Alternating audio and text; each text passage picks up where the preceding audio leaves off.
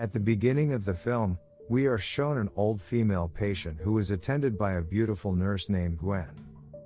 At that moment, the patient is experiencing shortness of breath and asks that more oxygen to be supplied to her. Instead, the nurse turns off the oxygen machine and presses the air tube, causing the patient to be unable to breathe. The patient's heartbeat is stopped as a result of this action. The nurse then pretends to shout blue code, which brings doctors to help the patient. In fact, while the doctor is pumping her heart, the nurse is just standing in front of the door, smiling just like a psychopath. Fortunately, the patient's life is still able to be saved by the doctor. After seeing their condition, the nurse walks away as if she is satisfied for what she has done. The scene then shifts to a large house where a small family appears to be living peacefully. The wife, Mira, is preparing breakfast for her husband, Todd. Their son, Max, then approaching them and tells them that he has problems with his legs. Max suffers from muscular dystrophy, which requires the use of crutches to help him walk around. Mira becomes worried when she hears this because her child often walks up and down the stairs on his own. But Todd tries to calm them down and believes it is a normal thing. Following that, it turns out that Gwen, the psychopath nurse, works in the house to take care of Max. While the four of them are having breakfast together, Max accidentally drops his crutch. Gwen then helps him take his crutch back, but she deliberately loosens the end of his crutch, so that Max will fall due to it later. Not long after that, Todd is ready to go to work while Mira neatens his suit.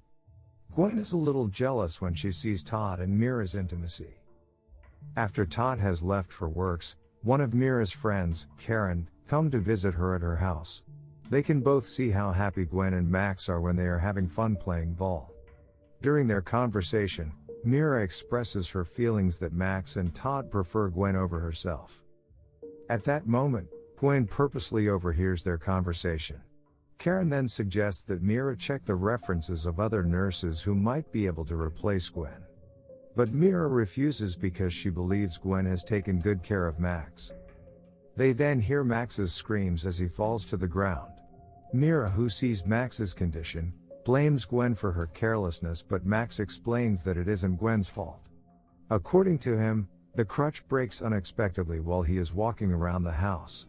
Mira tries to contact Dr. Keller to check on Max's condition, as well as to order a new crutches to replace Max's broken ones.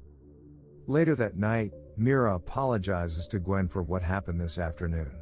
Gwen then said it was fine because it was a stressful moment for her as a mother.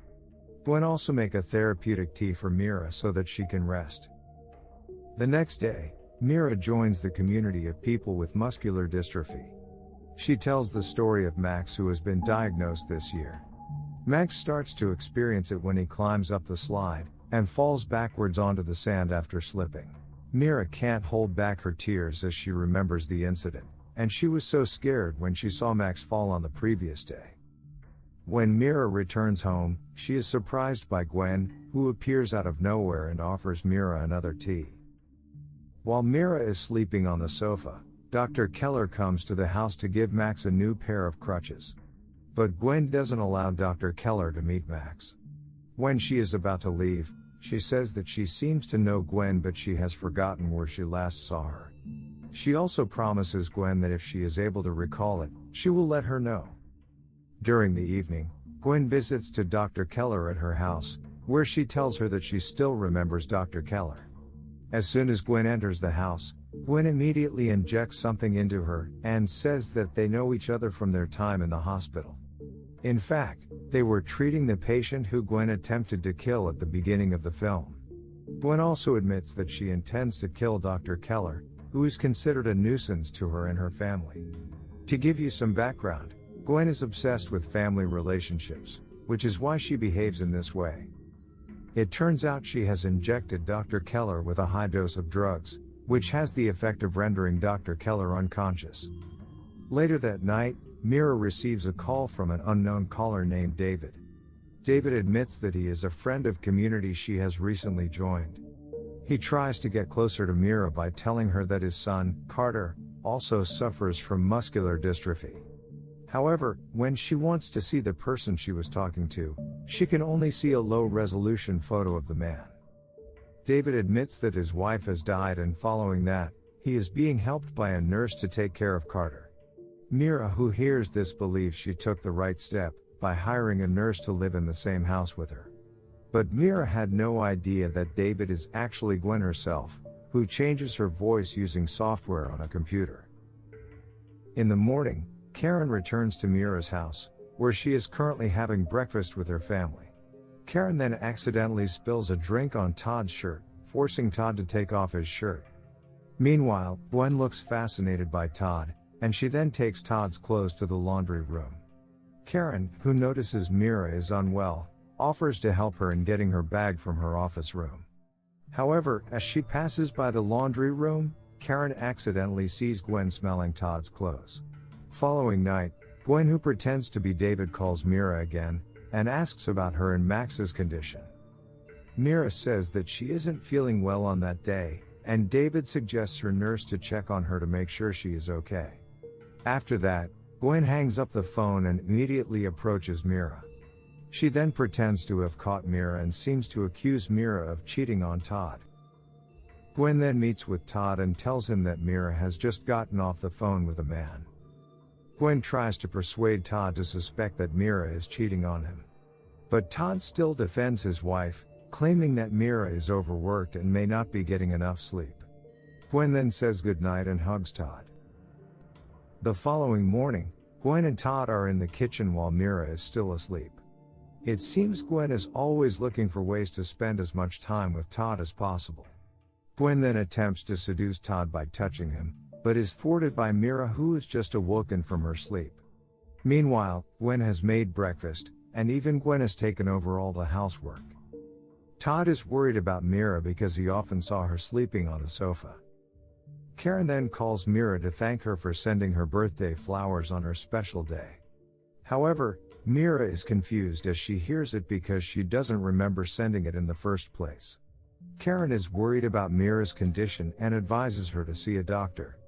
However, it turns out that Gwen is the one who sent the flowers, and she expresses concern that Mira will forget Karen's birthday.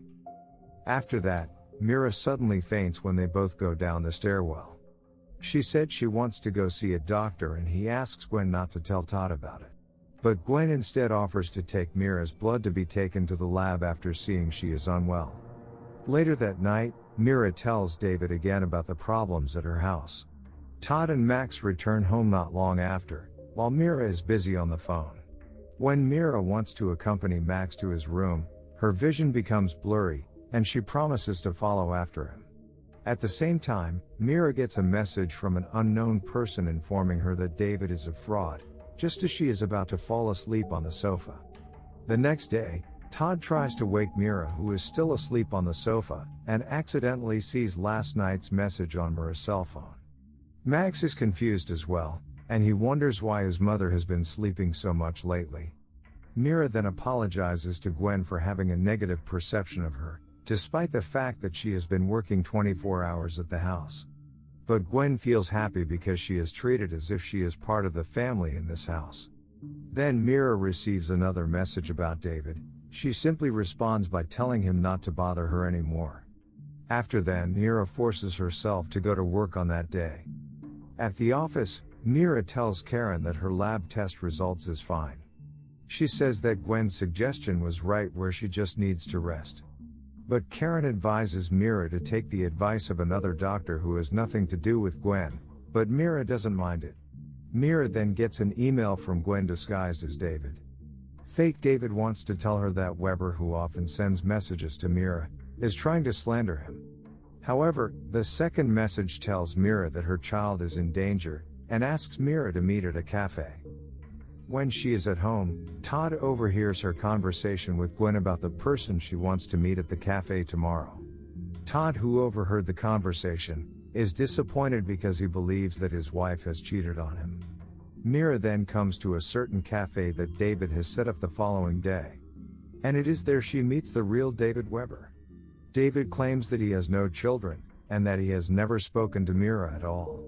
He informs that someone has disguised as him, as well as the death of his wife, Laurel, from lung cancer. The reason for this is that someone persuaded Laurel to stop chemotherapy and avoid seeing a doctor, which is similar to what Mira is going through at the time. Plus, David shows a photo of the same person who was chatting with Mira, along with a photo of a fake child that David had shown when he called her. Mira looks as if she can't believe what she's seen, but she still doesn't suspect Gwen is behind it. It turns out that Todd has been following Mira and sees Mira hugging David. Gwen, on the other hand, is visited by Karen to give Mira a new design bag. Moreover, she is here because she wants to talk to Gwen about the issues at the house. Karen says that she has previously saw Gwen smelling Todd's shirt. And she threatens that if Gwen is toying with this family, then she will toying with Gwen as well. However, as Karen is about to return home, she is hit in the back by Gwen. After that, Gwen takes Karen to a location where Karen is injected with something, before she leaves Karen with her car. Mira, who is cooking for dinner, receives a message from David that he will be home late in that night. Not long after that, Max and Gwen arrive for Max's physical therapy. At that point, Gwen secretly takes Mira's knife and goes out with the excuse that she wants to meet up with her old friend. It turns out that Gwen goes to see David and they apparently know each other. She knows the location of David's house also because of Mira. And it turns out that Gwen was David's wife's nurse before she died. Plus, she is the one who advises David's wife to stop taking doctor's therapy. She then stabs David with a knife, and pours blood next to David's dead body. After that, she leaves David and brings his bag with her. Later that night, Todd returns home drunk since he's stressed with his wife's behavior. The situation is used by Gwen to get closer to Todd.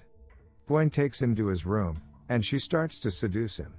But Todd seems to still be loyal to his wife, when he tells Gwen to leave his room. The next morning, Gwen greets Todd and tells him that he was the one who teased her the night before. Mira, who has just woken up, receives a message from David that says he couldn't sleep, because his little guy couldn't sleep either. Meanwhile, on the bottle, there are the words "little guy" written by Gwen. From this point, Mira starts to remember by the fact that David and Gwen always use the same nickname for a child, which is little guy. As a result, Mira becomes curious and throws away the water in the bottle Gwen has prepared. She then found that there is medicine powder inside the water bottle. After that, Mira goes into Gwen's room, where she found a book that discusses the use of toxin in medicine. Mira also found several medicines hidden under the bed. She immediately rushes out of Gwen's room, as she realizes Gwen has returned to home with Max.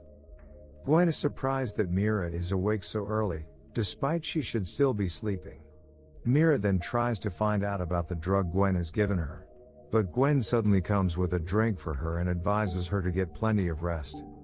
Following that, Gwen and Max will be returning to the clinic for physical therapy. Mira suggests to skip physical therapy on that day, but Max doesn't want to because there is football game in his therapy place. After they have left, Mira returns to Gwen's room, and records a video of what Gwen has done to her. She then gets ready to leave while calling Todd. Mira says that she already has evidence against Gwen that she has recorded, and she wants to report it to the police. Unexpectedly, Gwen has returned home, and it seems that Gwen already knows that her actions have been revealed. Mira wonders where Max is, and Gwen immediately takes her to meet Max. When they on their way to Max's place, Gwen tells the reason that she did all this because she was never treated as a family by the patients she treated. And all she wants is to have a happy family like Mira, which she can only achieve by getting rid of Mira from there. Todd, on the other hand, returns home and looks for Mira right away, but all he found is her cell phone. Todd then checked the video that had been recorded by Mira as evidence. When they arrive at a house, Gwen admits that she has killed people who have disturbed her family, such as Dr. Keller, Karen and also David. When Mira knows this, she immediately looks for Max, only to find out that Gwen has lied to her. Gwen says that Max is still in therapy, and she brings Mira to the house only to finish her off. Plus, Gwen reveals that the knife used to kill David has Mira's fingerprints on it, since Mira was the last person to use the knife.